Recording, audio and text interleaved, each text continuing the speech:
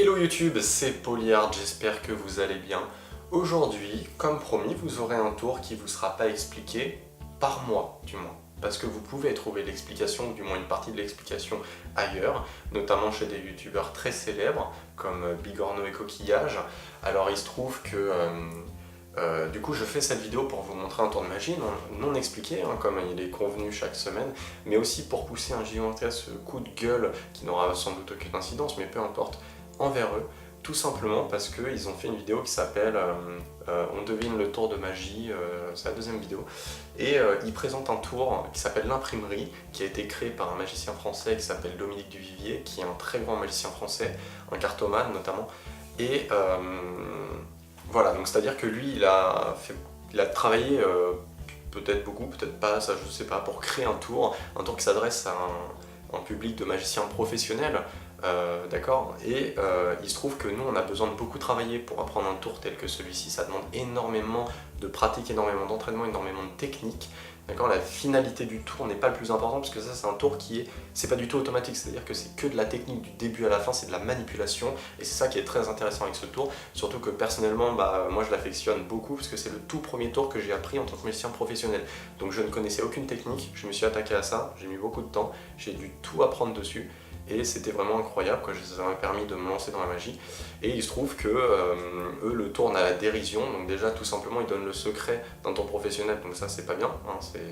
Il y a un minimum d'éthique dans le monde de la magie. Je veux dire, nous personnellement on paye pour apprendre ça, c'est pas pour que quelqu'un d'autre le montre gratuitement sur internet. D'autre part, le but d'un magicien est d'apporter de la magie dans la vie des gens, c'est de leur faire passer un moment inoubliable, un moment incroyable, et eux ils gâchent ça en montrant le secret. Donc à partir de maintenant, tous les gens qui ont vu leur vidéo, si un magicien leur fait le tour à l'imprimerie, bah ils les arrêteront au bout de 10 secondes en disant non mais laisse tomber, je connais le secret. Quel est l'intérêt? Bah je ne sais pas, mais on a tendance à gâcher beaucoup de moments uniques que les gens auraient pu vivre, que ce soit le public ou les magiciens. Alors après c'est pas de leur faute réellement, hein, tout simplement parce que c'est pas eux qui ont acheté les tours, donc c'est de la faute du mec qui les a achetés. Donc voilà, il est vachement intelligent, je pense qu'on peut l'applaudir tous ensemble. Oui, allez-y, n'hésitez pas. Super. Enfin bref, tout ça pour dire que eux, en dehors de ça, je les aime beaucoup, je les apprécie beaucoup, j'apprécie leur travail, je trouve qu'ils font un travail de qualité, enfin plus ou moins de qualité, mais comme tout le monde, hein, ça dépend des moments aussi. Mais là-dessus, je leur en veux vraiment parce que c'est quelque chose qu'ils n'auraient pas dû faire.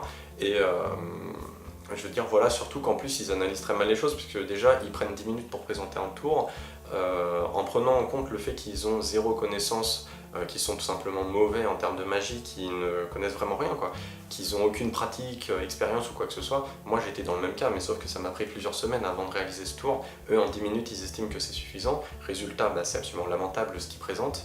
Et surtout, le plus important, c'est qu'eux, ils estiment que le plus important dans le tour, c'est qu'il y a des cartes truquées, et c'est ça le secret du tour. Mais c'est pas le cas du tout. Le secret, c'est la manipulation, c'est le fait de cacher les cartes à un moment, de cacher les dos à un moment, de les faire apparaître. C'est tout ça qui compte, tandis qu'eux, ils le font de façon vraiment lamentable. Pour eux, c'est une source de rigolade, alors que c'est pas du tout... Enfin voilà, c'est censé être une source... je sais pas... C'est censé être un moment inoubliable, un moment incroyable, et eux ils ont totalement gâché ce truc là. Alors pour rappel, hein, si jamais vous l'avez pas vu, ce que eux ils font c'est ça. Attends 10 minutes. 10 minutes. Alors je te souhaite bonne chance. Bonne chance. Dans ce tour, Cyprien doit faire imprimer des cartes comme par magie. Ok, mes cartes sont là. Toute la difficulté réside dans le fait de distribuer les cartes dans le bon ordre. J'y arriverai jamais. Attention, grande difficulté, car il y a beaucoup de cartes et un ordre très précis. Oh là là, j'ai la pression les Je gars. filme que tes mains. Mais mec, c'est un truc de malade. Bon, on va poser des petits 10, n'est-ce pas, au calme. Et là, on va mettre des cartes blanches. 2, et encore là. Et là. Tu me montres Attention. le dessous. Attends, je veux dire. Attends. Je peux dire un truc juste. Tu me montrais le dessous et tu mettais la carte du dessus. Non, parce que j'ai pris celle du dessus. Alors, maintenant. Il est agressif. Ce sont des cartes Il est super qui s'impriment. Si je fais ça sur ma carte blanche, elle devient un 10. La seule blanche, c'est elle. Pour le moment. Bon, cette carte-là, si je l'imprime derrière.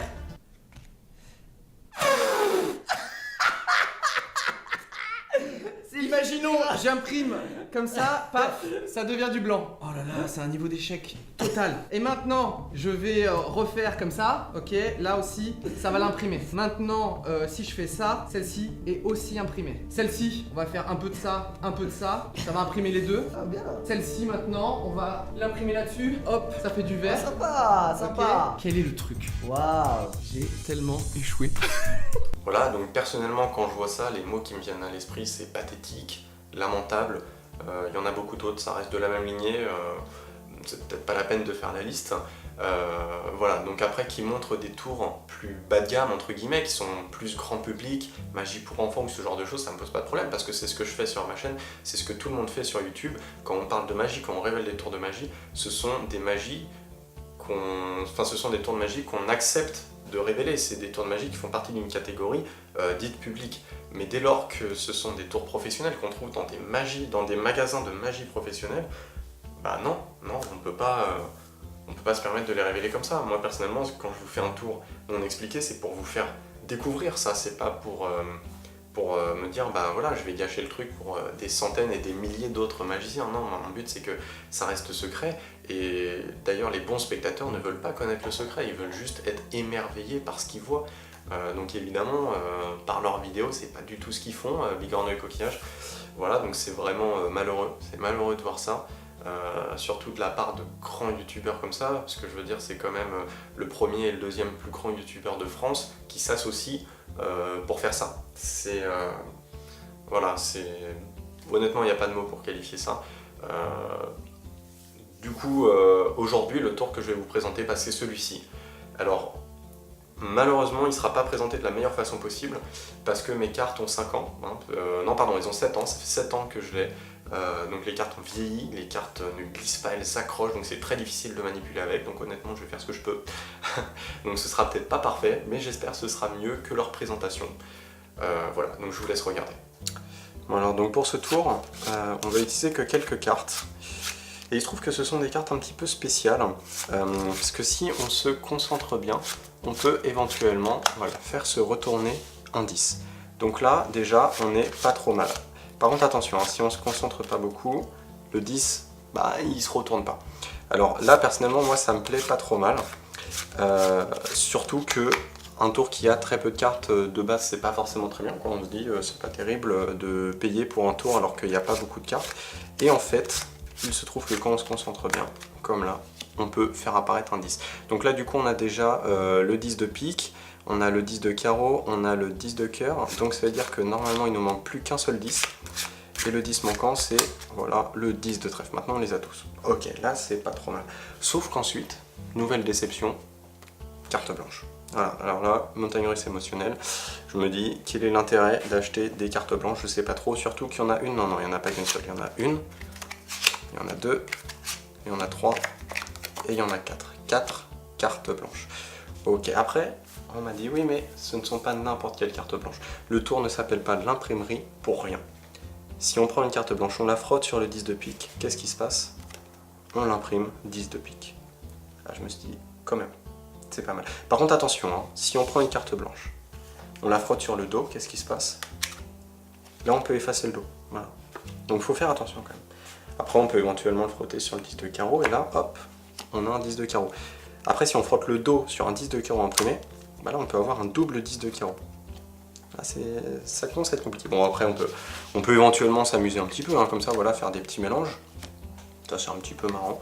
Après, on peut aussi, par exemple, le faire sur des objets. Si on prend le dos comme ça, et hop, voilà, là, on peut l'imprimer comme ça. Et le dernier... Ah, mince, par contre, là, je pense qu'on a un peu trop attendu.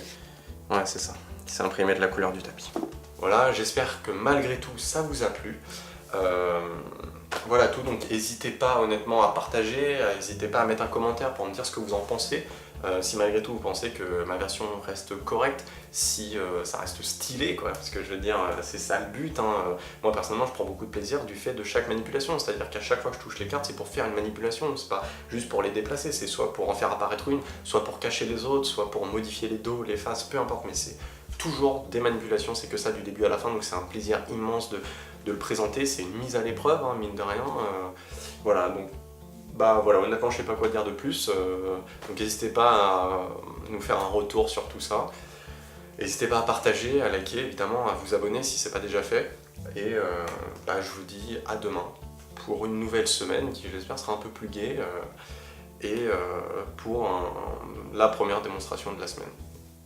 À demain. Psst, toi, t'es resté jusqu'au bout. C'est bien, je suis fier de toi. Du coup, tu peux t'abonner. Tu peux aussi partager la vidéo, c'est super important. Et comme t'as vu, il y a 2 autres vidéos qui sont disponibles. Tu peux cliquer sur les liens pour aller les voir. Allez, à plus.